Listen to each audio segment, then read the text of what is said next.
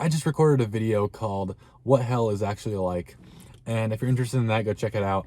Link is in the description. But if that's what hell is going to be like, what will heaven be like? Using scripture and using the knowledge of the spiritual realm, we can get a really good understanding of what heaven will be like one day. But first, I want to explain a dream that I had when I was a teenager.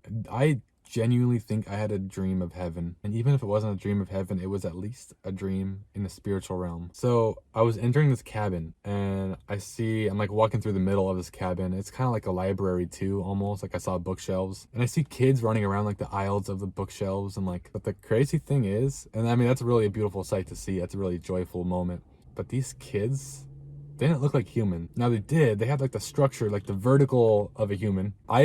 It's a pet peeve of mine when somebody says they experienced the spiritual realm or they saw a demon or they saw an angel, but then they can't describe what it looked like, or they are very vague with the description because, you know, they don't want to be proven wrong and they don't want to lie. But I genuinely don't remember what it looked like. All I remember is that, but it was like a, okay, it was like a gas kind of thing, like a bundle of like air, but it was like in the shape of a human, if that makes sense. Imagine me, like my outline that I have, imagine that, but like it was just air, like a gas. I don't know if that makes sense. I don't know how else to explain it, but they look so perfect and like free and at peace. Anyways, I'm still walking through this cabin and I get through the back door of this cabin. I open the back door and I look out and I start walking out. But what I see and what I felt in front of me is lush green grass, the most dark green grass you've probably ever seen in your life.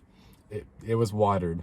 Just further away from the grass, I remember there was like 2 or 3 mountains, perfectly shaped, perfectly looking mountains with mist kind of in the air. And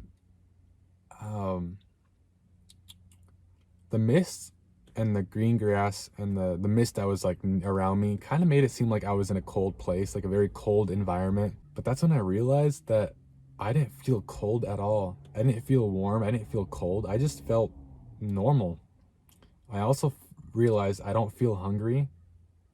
I don't feel thirsty, even in the slightest. I don't feel tired. I was full of energy. And that's when I realized I wasn't in my own body. I was in a spiritual body, a soul body, just like how the kids were. I felt light all of a sudden because like I'm 215 pounds. I don't know. It was so weird. I didn't have any weight to me. I just felt like air that had no weight to it. And I believe I could fly. I don't remember really if I was able, but I'm pretty sure I was able to fly in the soul realm. What I really want to get across to you guys is, of course, the physical attributes. I was, felt very light and very in my soul body. So there is a soul body, but something else that we can't really grasp, and I'm not sure even I can grasp, even though I experienced it. Think about all of God's attributes.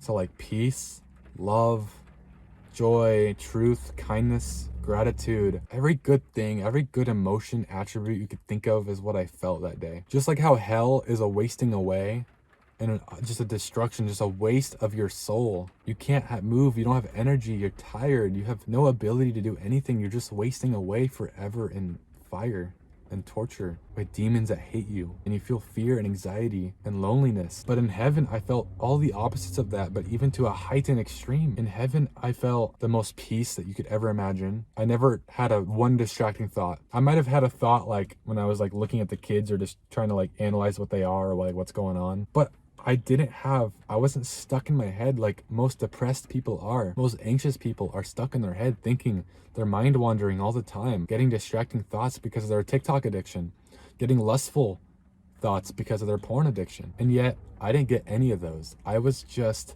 at peace in the moment, looking at the beautiful mountains in the mist. The love I felt loved even though I didn't know what loved me. Now I know that love is probably God, the godly love, which is hard to feel on earth, but the closer you get, the more you feel it. But in heaven, we feel it abundantly, like overwhelmingly. He's the one that created us. We have to remember that. Every good emotion, but to a heightened extreme, that such a level to where you can never experience on earth. Because the way I always explain it, and the way I explained it also in the other video I recorded, is we have a slider.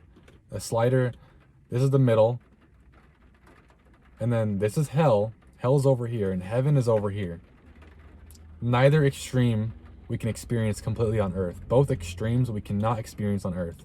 We can't feel the torture and the depression and the fear of hell, and we can't feel the love and the peace of heaven. Depending on our habits in life, depending on the actions we take, the mindsets that we have, the people we surround ourselves with, the improvement, and how much we give ourselves to God and serve God and have a relationship with God. All of that dictates where you are on this slider. Some people who are very depressed and anxious are quite far over here because they're living their life miserable, lonely, in their head, probably suicidal, no purpose, no meaning in life.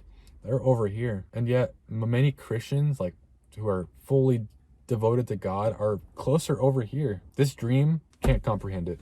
It was perfect in every way. I genuinely felt like whoever created me, whoever created my soul, created it for a purpose and created it out of love. And that felt really good to come to agreement and to understand. Because on earth, we get distracted and we don't understand these things fully, but in heaven, in this spiritual realm, I felt that. So I'm not saying I went to heaven. I'm not entirely sure, but I know what heaven is like. I wasn't in hell. I wasn't experiencing a fleshly, earthly dream or a lustful dream or a demonic dream. I was experiencing a heavenly dream, whether it was heaven or whether it was just, what I will say is the attributes I felt, I have no doubt in my mind that that's what it would be like in heaven. But what would heaven actually look like, and what would it appear to be like? When I was in this dream, it wasn't the heaven that I always thought it would be like. All I saw was really beautiful nature, like how we have on earth, and humans that were seemingly like in the soul realm, like in bodies of soul, like soul bodies. But otherwise, there was not much different.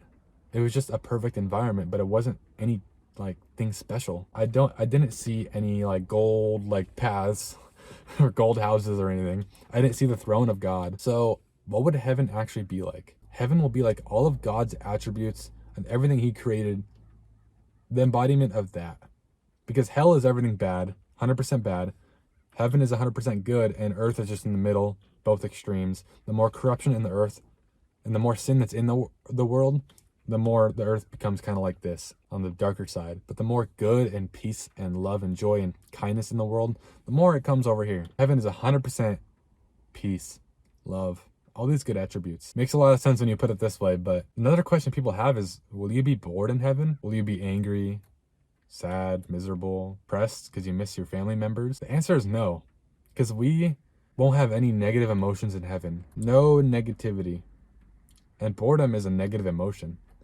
So I think the reason why people think that is because a lot of people, especially the people who are in the beginning of their relationship with God, they see reading the Bible, they see going to church as boring, they see doing these things as boring, haven't seen the results, and they haven't seen the effects of doing so, and they haven't come to trust that these things are very real and very spiritual because they haven't gone far enough yet. They haven't experienced enough of it yet. I think a lot of people think heaven's going to be boring because it's going to be like church. It's going to be in heaven. There's no way we can be bored. The reason why we feel this way is because we are so in our sin and are surrounded by evil and corruption that we don't really take a liking to God and the good habits and the delayed gratification. But in heaven, because we're perfect, we will 100% love those things because those are of God.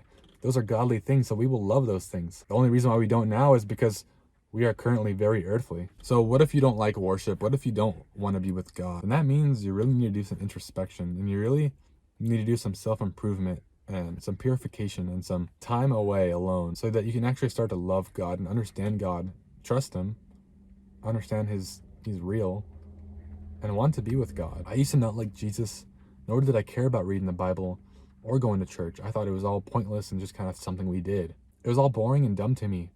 But when you purposely choose a life of God, a life of delayed gratification over instant gratification, love over lust, peace over pleasure, when you go to the gym for the first time and you're trying to get big and strong, you're not going to get big and strong for quite a while. You won't see results for weeks. And yet, once you do see results, you feel so good about it. So you have to force yourself to do these things for a short while until you see the results, until you start to understand and gain knowledge and trust God more. And then all that enduring and all that patience will pay off, I have no doubt. So heaven will be a place of peace, warmth, true love from God, unconditional love for each other, gratitude, worship. We will see angels because we are in the spiritual, so we know what they look like. Ezekiel 1 something does explain what angels look like. I don't remember the description, but you could probably look it up. Search up cherubim, accurate, biblical. Yeah, you'll see what it looks like. It's probably not going to be a very perfect description at all because a lot of it is spiritual, not literal. So there's, it says there's going to be wheels like the angels have wheels. That's probably not literal, and it's probably not the way that we think it would be like. So there'll be complete innocence and purity in heaven, no corruption. We will be full of energy. We will not be tired or restless, unlike how in hell, where there will be no energy or strength. You'll be in a complete flow state in presence. You'll constantly be present in the moment and enjoying the moment. Negativity, evil, murder, intrusive thoughts, unwanted thoughts, all will be a foreign concept in heaven. We won't have a flesh or a demon to tempt us in heaven, so we won't be hungry, tired, lustful, greedy, angry, etc. But most of all, the most exciting thing about heaven is we will finally get to meet Jesus. Jesus Christ, the one who died on the cross for our sins, to be a sacrifice for us, a love that is incomprehensible. But that's God's love for us. So go to heaven, bro. Don't go to hell. Come on. I love you all. I'll see you all in the next one. Goodbye.